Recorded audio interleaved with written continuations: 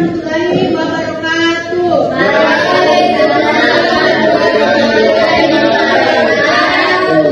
Ya, selamat siang anak-anak. Siang, Ibu. Anak-anak, keadaan kalian hari ini sudah baik semuanya ya? Iya, Bu. Oke, sebelum kita mulai pembelajaran, langkah baiknya kita berdoa untuk kepercayaan dan kajian kita masing-masing. Berdoa dimulai. Selesai. Oke. Sekarang saya akan memeriksa kehadiran kalian. Mohon didengar baik-baik namanya ya. Ibu. Berwarna. Hadir, Bu. Sekali lagi Pak Arfa. Hadir, Bu. Badannya. Hadir, Bu. Muhammad Fahri Rafani. Hadir, Bu. Nur Fauzi. Hadir, Bu. Ikhlas hadir, Bu. Ustaz Hasan Aliwan hadir, Bu. Asriani hadir, Bu. Baik, sekarang mohon perhatiannya semuanya. Lihat untuk video yang Ibu paparkan di atas.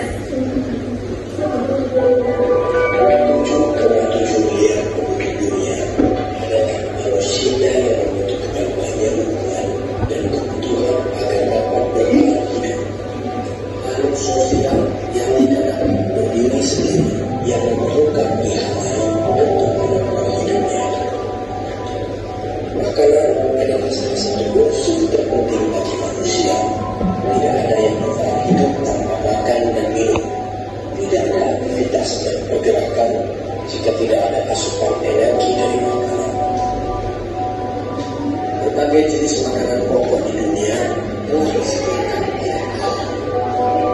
Nasi, gandum, sorghum, jagung, kedelai, kentang, hingga berbagai macam bumbu dunia. Begitu berlimpahnya hasil dari alam ini, kadang membuat kita lupa untuk mengingat tidak semua orang di atas bumi ini seperti kita yang setiap hari selalu bisa makan 3 kali sehari. Di berbagai belahan dunia lainnya, kadang makanan itu harus dikais dari tempat pembuangan dimakan. Sebelumnya Ibu bertanya, minggu lalu kita belajar tentang apa? Ada yang tahu? Nah, Ibu, oke, silakan. Jadi minggu lalu kita belajar tentang sifat bahan hasil pertanian, yakni ada 3, yaitu sifat fisik, fisiologis, dan kimia. Oke, terima kasih Sheila. Sekarang berikan aplaus kepada Sheila. Baik anak-anak sekalian, adapun materi kita pada siang hari ini adalah kerusakan bahan pangan hasil pertanian. Kerusakan bahan pangan adalah perubahan karakteristik fisik dan kimiawi. Adapun karakteristik fisiknya itu sifat organoleptik seperti warna, bau, tekstur, dan bentuk. Lalu ada karakteristik kimiawi yang meliputi kadar air, karbohidrat, protein, mineral, dan pigmen. Kemudian suatu bahan pangan dikatakan rusak apabila menunjukkan adanya penyimpangan yang melewati batas yang dapat diterima secara normal oleh panca indera atau parameter lain yang biasa. Lalu terdapat juga tanda-tanda kerusakan fisik dijumpai pada bahan-bahan pangan hasil pertanian yang mengalami serangga atau tikus, sehingga bentuk-bentuk fisiknya menjadi berubah atau adanya bekas-bekas. Lalu ada jenis-jenis kerusakan pada bahan pangan hasil pertanian. Yang pertama adalah kerusakan mikrobiologis. Kerusakan mikrobiologis merujuk pada kerusakan yang diakibatkan oleh mikroorganisme seperti kapang, bakteri, dan hamil. Lalu ada kerusakan biologis. Kerusakan biologis ini disebabkan juga oleh kerusakan fisiologis, di mana terjadinya kerusakan pada bahan-bahan pangan yang disebabkan oleh serangga ataupun makhluk hidup. Lalu ada juga kerusakan mekanis. Kerusakan mekanis yang disebabkan adanya gesekan atau tekanan saat panen. Bisa juga saat pendistribusian hasil bahan pangan yang telah selesai melakukan proses pasca panen. Kemudian ada kerusakan fisik. Nah, kerusakan fisik ini disebabkan halnya pengeringan yang dapat menyebabkan terjadinya pest handering atau kerusakan pada bahan pangan. Lalu ada kerusakan kimiawi, adanya sinar yang dapat menyebabkan kerusakan kimiawi, misalnya oksidasi lemak atau warna bahan menjadi lebih pucat atau luntur, adanya oksigen yang menyebabkan minyak menjadi tengik. Oke, baik, kita lanjut lagi. Ada tanda-tanda penyebab kerusakan bahan pangan hasil pertanian. Yang pertama itu adalah kerusakan biologis. Kerusakan biologis ini tanda-tanda penyebabnya ada pada investasi hama, serangan oleh serangga, rodentia atau mikroorganisme seperti jamur ataupun bakteri. Lalu ada pertumbuhan mikroba. Mikroorganisme ini dapat menyebabkan. Kita telah masuk dalam sesi diskusi. Ibu ingin kalian membagi beberapa diagram menjadi kelompok-kelompok dan akan menjawab pertanyaan yang akan saya berikan. Baik, Bu. Kelompok akan mencari informasi lebih lanjut melalui internet. Kemudian pastikan kerjasama yang baik antara masing-masing anggota kelompok. Ibu harap kalian bisa dapat bekerja sama dengan baik. Baik, Bu.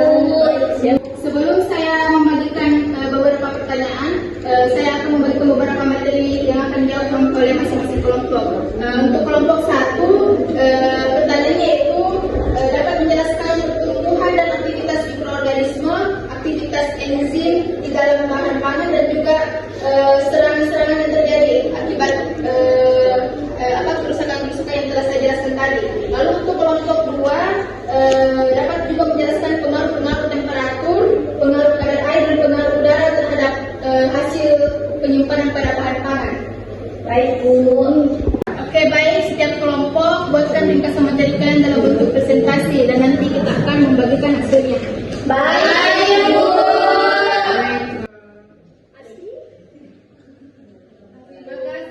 Terima kasih, Bu. Untuk kelompok 1, apakah ada masalah dalam mencari materinya? Tidak ada, Bu. Oke, baik.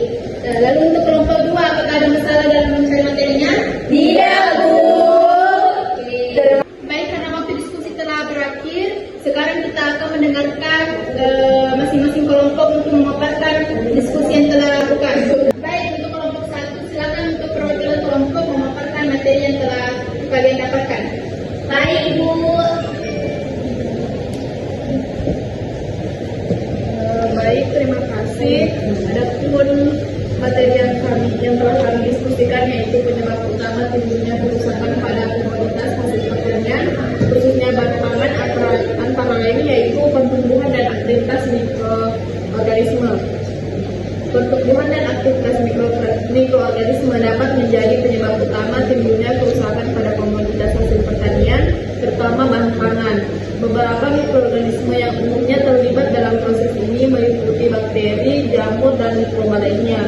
Adapun cara di mana mikroorganisme dapat menyebabkan kerusakan bahan pangan yaitu pembusukan, penghasilan toksin, fermentasi, perubahan kimia, dan penghasilan gas dan uap air.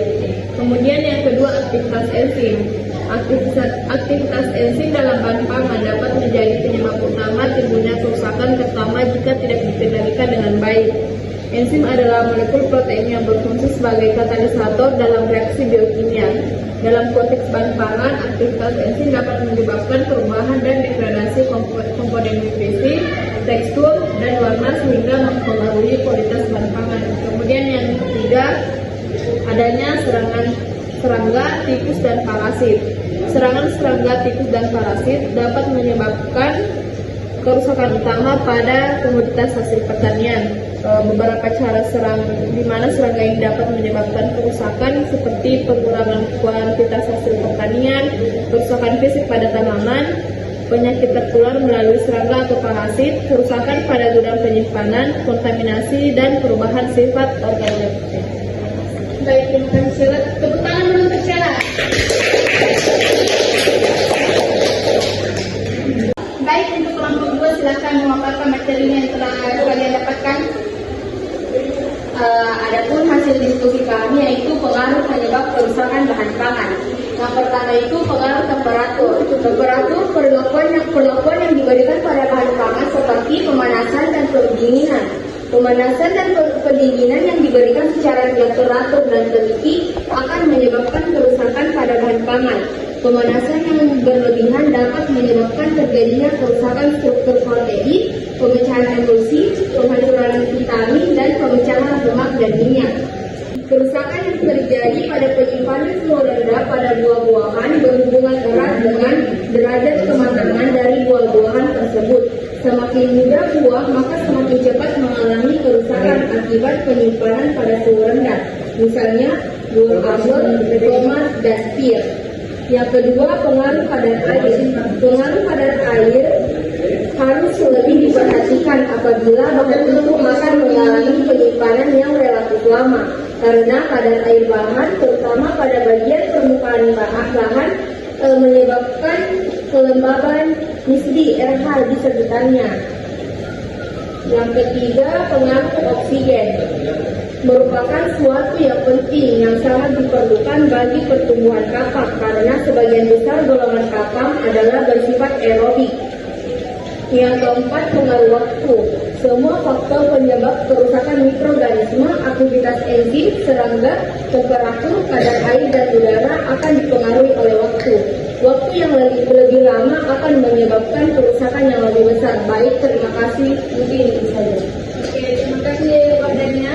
Berikan aplaus untuk wadah. Baik, kita telah masuk dalam kesimpulan pada materi ini. Apakah ada yang bisa memaparkan kesimpulan untuk materinya? Ya, Bu.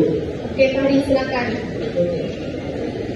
Baik, adapun kesimpulan pada materi hari ini yaitu satu, kerusakan bahan pangan adalah perubahan karakteristik fisik kimiawi suatu bahan makanan yang tidak diinginkan atau penyimpanan dari karakteristik normal. Kedua, jenis-jenis kerusakan ditinjau dari faktor-faktor penyebab kerusakan. Maka dikenal beberapa macam kerusakan meliputi kerusakan fisik, kerusakan kimia, kerusakan biologis, kerusakan mekanis, dan kerusakan mikrobiologis. Ketiga, tanda-tanda kerusakan pangan yaitu perubahan tekstur, perubahan kekenyalan, pembentukan lendir, pembentukan asam, perubahan kekentalan, penggumpalan protein, pemisahan serum atau spin, dan pembentukan warna hijau pada daging. Yang terakhir, penyebab utama timbulnya kerusakan pada komoditas hasil pertanian, khususnya bahan pangan, antara lain: 1. Pertumbuhan dan aktivitas mikroorganisme. 2. Aktivitas enzim. 3. Adanya serangga, tikus, dan parasit. 4. Pengaruh temperatur. 5. Pengaruh kadar air.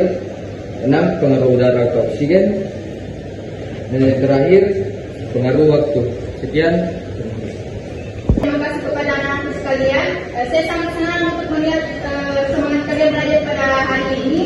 Tetap semangat dan lakukan hal-hal positif untuk kegiatan yang selanjutnya. Beri aplaus untuk kita semua.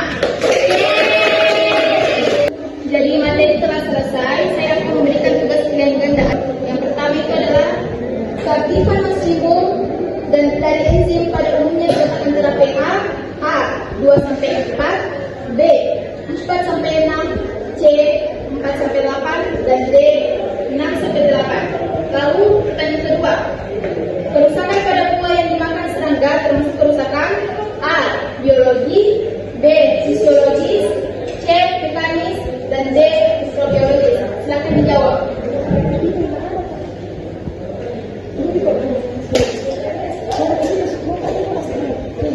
Iya, Bu. Jadi waktu kuis telah selesai. Silakan kalian beri.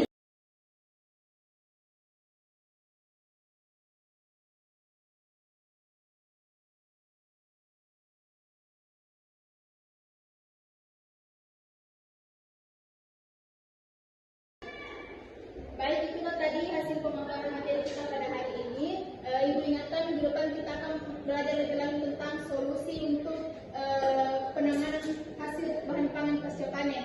Terima kasih atas partisipasinya hari ini. Jangan lupa untuk tetap semangat dan jangan ragu untuk bertanya jika perlu